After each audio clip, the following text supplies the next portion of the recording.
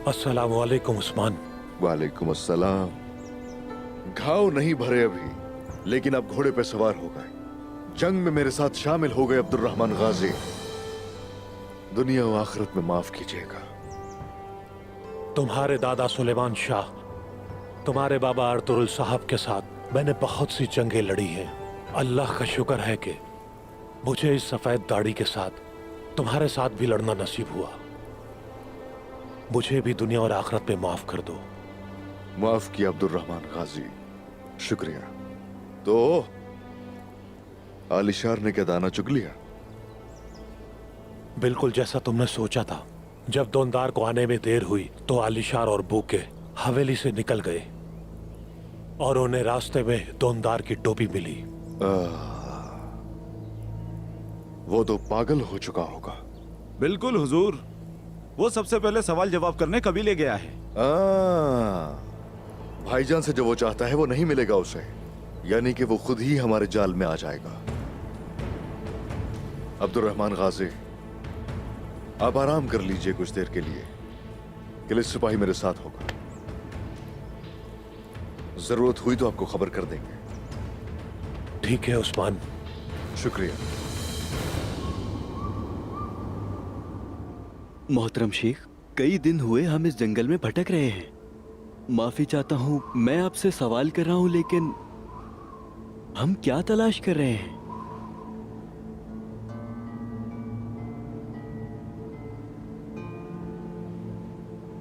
परेशानी तलाश कर रहे हैं जुल्फ़िकार, अपनी परेशानी। हर काम का आगाज परेशानी से होता है। कुरान पाक जब नाजिल हुआ तो उसके साथ ही जमीन की ताज़ीम भी बढ़ना शुरू हुई। अहले ईमान ने कुर्ब जवार की, चीजों की कद्र को आयतों से जाना। लेकिन कोई ऐसा था जो आसपास की जिंदगी से मुस्तरिब था। उसने इंसानियत के दुख दर्द को अपना ही गम समझा और उसे अपने दिल में महसूस किया। तो उन्होंने जबले नूर गारे हिरा में रहना शुरू कर दिया। यह अजीम हस्ती हुजूर पाक की ज़ात मुबारका थी। आप उम्मत के लिए गमगीन रहा करते और उम्मत की बख्शिश के लिए अपनी आंखों से आंसू बहाया करते। जो आयात नाजिल हुई वो आयात उनकी परेशानी का हल थी। दाढ़ी का रखना सुन्नत है ना आकचा? जी शेखे मोहतरम। सलाम करना भी सुन्नत है ना जुल्फ़िकार? जी मोहतरम शेख। दाएं हाथ से खाना खाना भी सुन्नत है ना पहलवान? जी बिल्कुल मोहतरम शेख।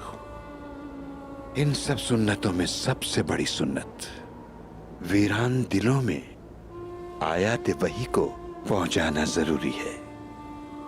और अब इस पर गौर किया जाए। रब्बे ताला कुरान पाक की सूरह मुदस्सिर में हमारे प्यारे नबी आखिरुज़्ज़मा को फरीज़ा सौंपते हैं जो उस मसले से परेशान हैं।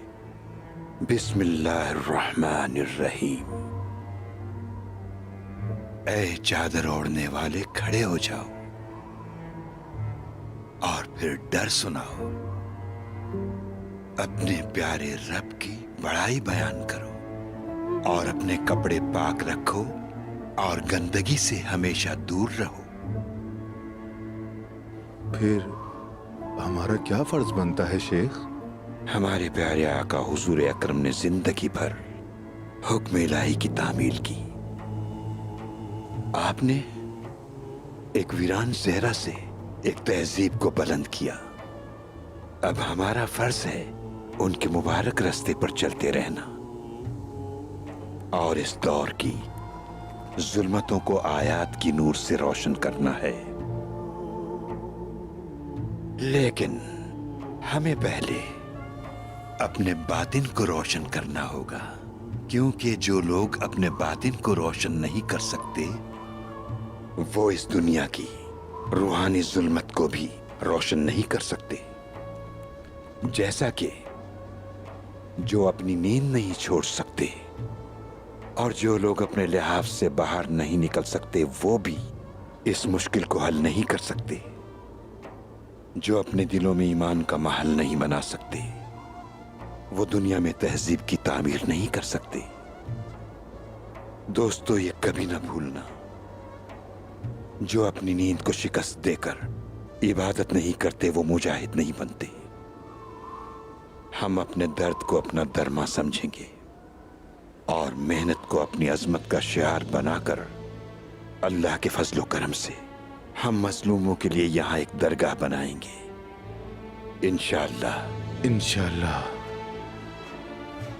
वो दरगाह हमारी मुश्किलात का निशान और कुरुलुश की दरगाह होगी।